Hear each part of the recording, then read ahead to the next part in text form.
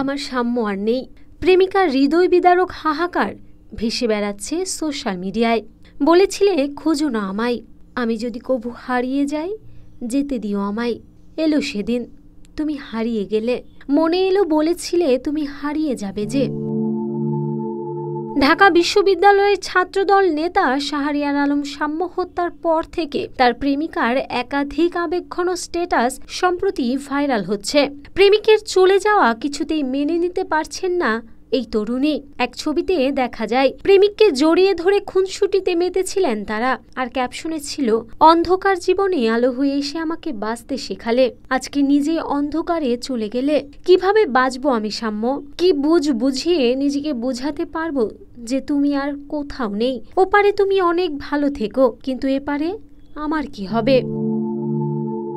সোহরাওয়ার্দী উদ্যানের ভেতর দিয়ে মোটরসাইকেল চালিয়ে আসার সময় মঙ্গলবার রাত 11টায় ছুরিকাঘাতে আহত হন শাহরিয়ার আলম সাম্য।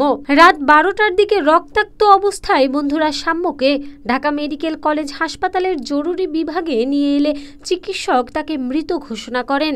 তারপর থেকেই সাম্য হত্যার ঘটনায় উত্তপ্ত ঢাকা বিশ্ববিদ্যালয়। সাম্য ছিলেন অন্যায়ের বিরুদ্ধে প্রতিবাদী এবং অসম্ভব ভদ্র একজন ছেলে। শিক্ষার্থীদের যৌক্তিক সকল আন্দোলনে সাম্য ছিল সবসময় এগিয়ে। শেষ 24 জুলাই আন্দোলনেও প্রথম সারিতে দাঁড়িয়ে ফ্যাসিবাদী সরকারের বিরুদ্ধে প্রতিবাদী নেতৃত্ব দিয়েছিল সাম্য। তবে সাম্যর এই মৃত্যু কোনোভাবেই মেনে নিতে পারছেন না দেশবাসী, সাথে তার প্রেমিকা, যিনি সাম্যর সাথে জড়িয়ে থাকা নানান স্মৃতি তুলে ধরছেন তার সোশ্যাল মিডিয়ায়।